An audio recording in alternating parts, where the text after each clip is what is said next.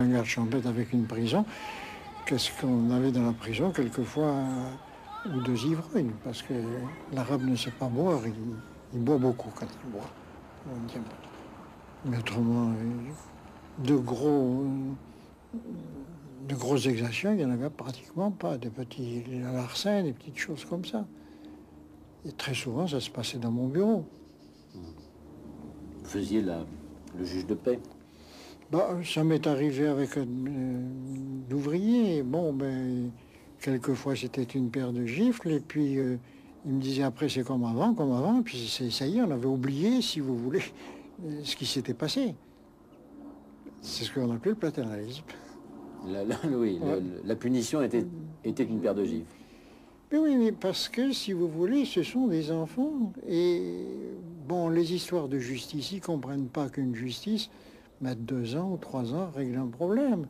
Quand ils ont un problème, même en France, vous voyez des coups de couteau. Vous voyez Attendez, je vous arrête un instant là, parce que ça fait plusieurs fois que vous le dites, et plusieurs fois que vous le dites presque simultanément. Vous dites ce sont des enfants, et juste avant vous m'avez dit ces femmes qui savaient à peine lire faisaient des types valables, Oui. qui donnaient qui montraient l'importance de l'être humain. Oui.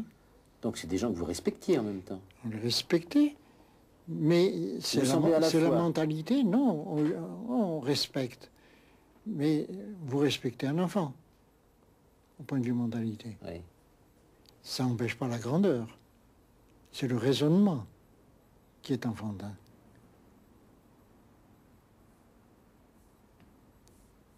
Vous pouvez respecter un enfant et vous lui donnez une paire de claques. Maintenant, je vous dirais que la paire de claques, ça m'est arrivé 2 fois dans ma vie. C'était pas grave, c'était...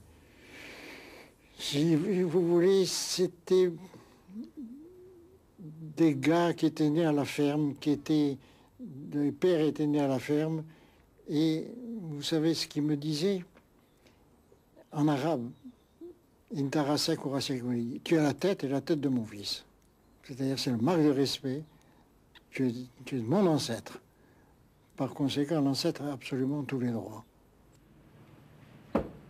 Moi, je vivais opprimé, humilié, devant un Espagnol, devant un Juif, devant un Maltais, devant je ne sais pas qui, chez moi, sur la terre de mes ancêtres. Baisser la tête, moi, jamais. Devant des étrangers qui sont venus de je ne sais pas d'où. Moi, en tant qu'Algérien, fils d'Algérien depuis des millénaires, m'incliner devant l'étranger. Jamais. Je préfère disparaître. Je préfère mourir que de vivre dans l'humiliation, dans la honte.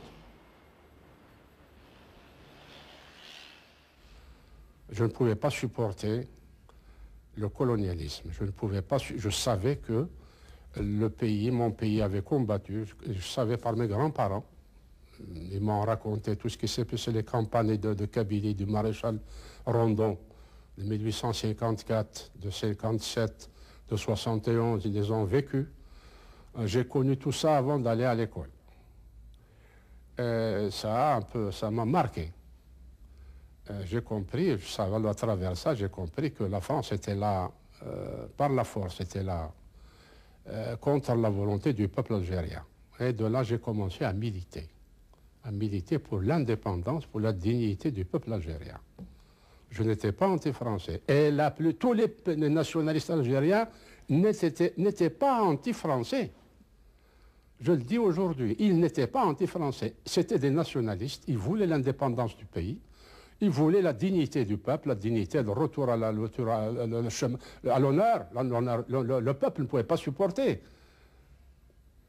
Le mal qui nous était fait était insupportable. On ne pouvait pas vivre constamment, éternellement, dans une pareille situation. Il fallait que ça change, il fallait que ça change. À l'époque où je pensais que peut-être il faudrait un jour quitter l'Algérie, j'ai eu envie d'en garder un souvenir complet. Alors j'ai fait 1 année de travaux de la ferme, la maison. Ah, il faut que je vous raconte pourquoi il y a un perroquet. Ça, ce sont mes fils. Oui. Ce sont mes fils. Ça allait tellement mal. Mon mari était très, très maussade, très morose. Il ne parlait plus, il s'inquiétait. Je passais des jours et des jours où les repas se terminaient sans que nous ayons échangé un mot. Un jour, ça a été plus fort que moi. Je lui ai dit, maintenant j'en ai marre, tu comprends, j'en ai marre. J'ai besoin de quelqu'un à qui parler. Alors, puisque tu ne veux pas parler, puisque tu es morose, je vais acheter un perroquet. Et puis j'ai acheté un perroquet, et j'ai fait la conversation avec le perroquet, qui a appris à parler remarquablement. Hein, remarquablement. Où se trouvait cette propriété? À El Afroun. Plus exactement sur la commune de Meurelaïne. C'était très proche de El Afroun, mais c'était sur la commune de Meurelaïne. Alors là, c'est la taille de la vigne. Donc en pleine Mitidja. Donc en pleine Mitidja. Vous sentez encore les odeurs, hein? Ah oui. Ah oui, terriblement. C'est peut-être ce qui me manque le plus. Ce sont les odeurs du pays.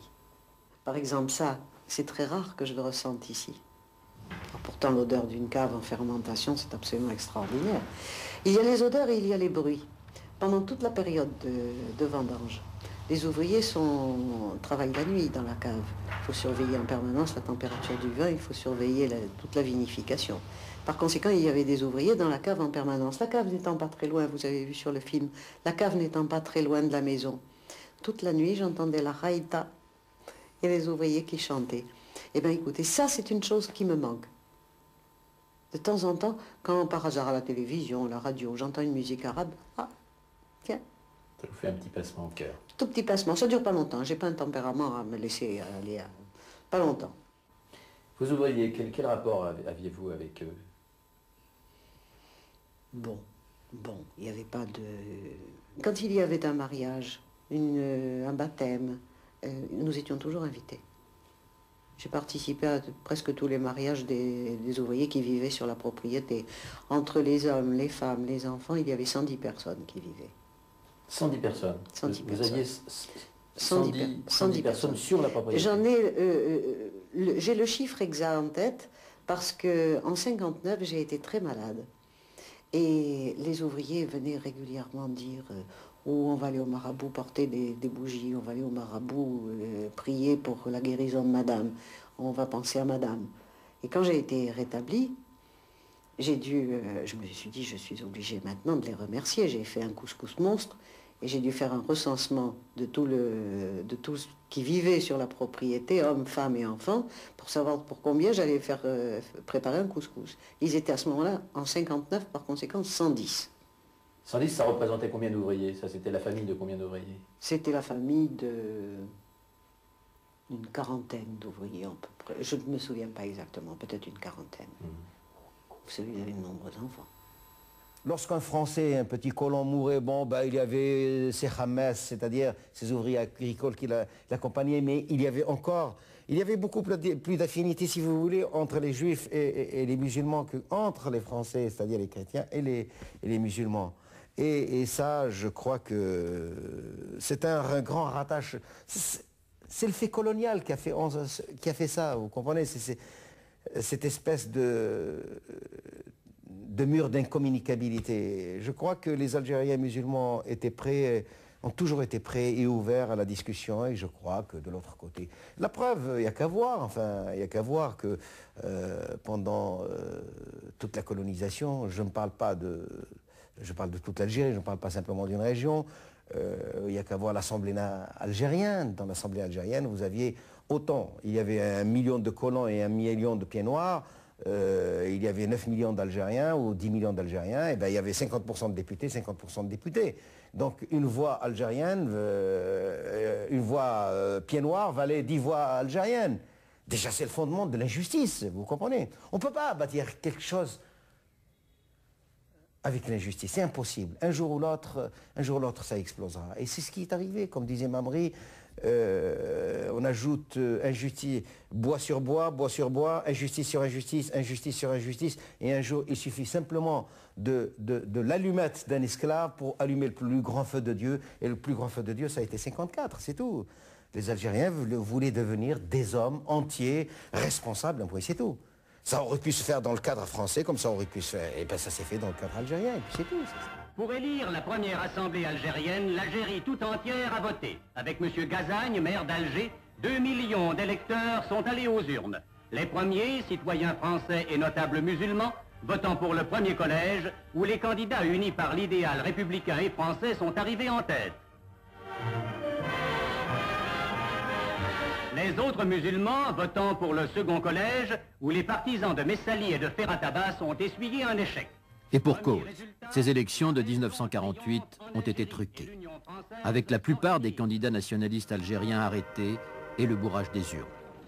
L'Algérie, c'est pourtant 3 départements français. Le principe d'égalité de la République n'y est pas respecté. 3 ans auparavant, la répression des émeutes de Sétif et de Guelma a fait des milliers de victimes.